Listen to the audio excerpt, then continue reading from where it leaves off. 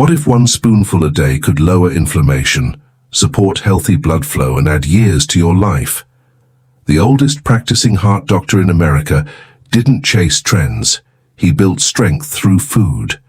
Let's uncover 4 science-backed daily habits that protect your heart and may help you outlive your genes. Have you noticed your memory slipping even just a little? Over 55 million people around the world are now living with dementia. And one of the quietest causes might be sitting in your medicine cabinet. Not a disease, not genetics, but something you were told was helping you. You've probably heard it before. It's just aging. A few misnames, slower recall, moments that feel foggy. But what if aging wasn't the full story? What if something you trusted, something prescribed, was quietly accelerating the very thing you feared? One unease rising. There are medications many of us take without a second thought. They've been in our cabinets for years, for allergies, for sleep, for cholesterol, for mood. They came from doctors, from trust, from moments when we just wanted relief. And so we never questioned, but over time something subtle began to shift. You forget a word mid-sentence. You walk into a room and wonder why you're there. You start writing reminders on notes, then forget where you placed the note. You laugh it off. Aging, you say. Everyone goes through this. But then you hear a story. A neighbor's partner developed memory loss quickly. They weren't even that old.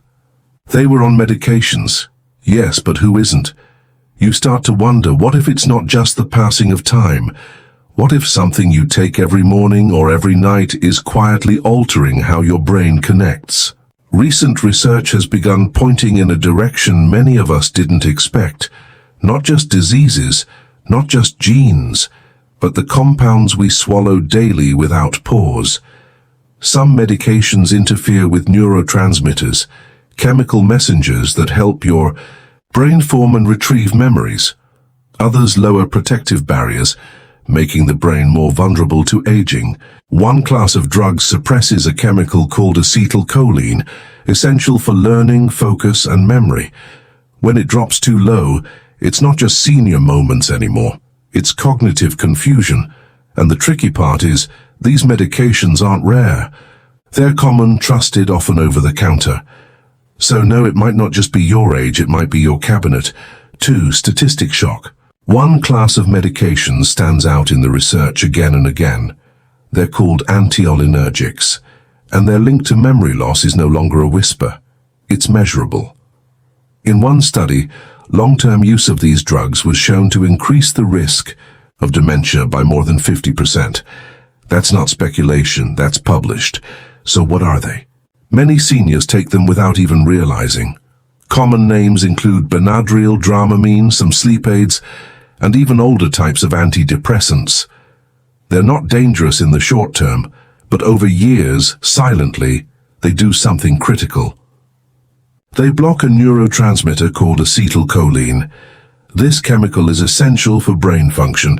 It helps you form memories, focus, retain new information, and even stay alert during conversations. Imagine your brain is a city, and acetylcholine is the electricity grid.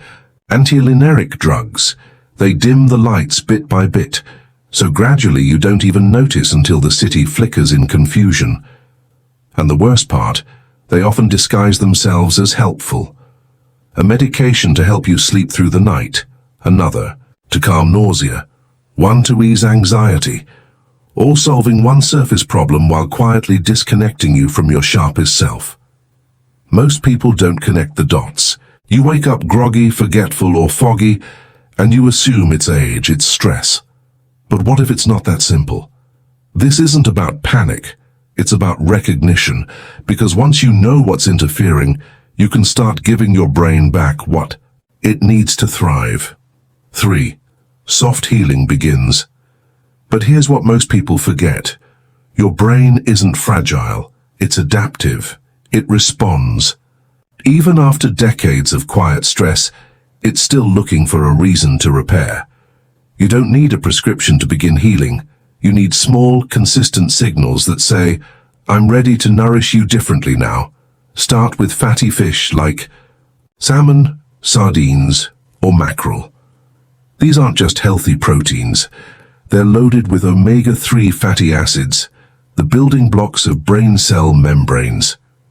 When your brain is inflamed or foggy, omega-3s act like firefighters, cooling the silent burn and restoring the membrane's flexibility. Next, berries, especially blueberries and blackberries. They may be small, but they carry compounds called anthocyanins, which cross the blood-brain barrier and help protect neurons from damage. Think of them as tiny shields guarding your memory from oxidative stress. And don't forget the greens. Leafy vegetables like spinach, kale, and collards provide folate, lutein, and vitamin K. Nutrients linked to slower brain aging and even stronger cognitive performance in older adults. A handful a day is like a quiet investment in mental clarity. But nutrition isn't just about food, it's about rhythm. The rituals of choosing what heals you again and again, even when no one's watching. A walk after breakfast, a glass of water, before coffee. The moment you sit with a meal and thank your body for showing up today, these aren't grand changes. They're tiny conversations with your brain reminding it, I'm still here and I still care. 4. Hope. This isn't about blaming the past. It's about offering your mind a gentler future. Because the truth is, you didn't fail your memory. You just weren't told what it needed to stay strong. You weren't given the full story. You were given pills for symptoms, not support for systems, quick fixes for sleep, pain, or digestion. But no one mentioned how those same fixes might slowly blur the edges of who you are. So, let's start again. Not with guilt, not with panic, but with a slower breath and a simpler plan. What if healing isn't loud? What if it's quiet and consistent? A warm meal with greens instead of a rushed breakfast, a moment of stillness before you reach for your phone, reading the back of the bottle just once with curiosity, not fear. You don't need to change everything. You just need to hear yourself again. And maybe that means fewer pills, more laughter, less multitasking, more eye contact. Maybe it means adding something small like a walk after dinner, or soaking your feet before bed instead of turning to a second tablet. Because when the brain begins to feel safe, it remembers how to focus again. It learns to trust again. It begins to say softly, I can still connect. I'm not broken. I just needed space. And the best part, that space is something you can choose one gentle day at a time. Maybe it wasn't just age. Maybe your memory didn't fade. It simply got tired of being pushed, medicated, and ignored. You've felt it, haven't you? That's strange. Fog.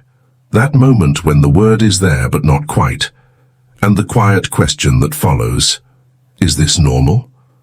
What if it isn't decline but a signal? A signal that your brain doesn't need another pill. It needs breath, rhythm, care. You don't have to fight to be sharp. You just have to stop dimming the light.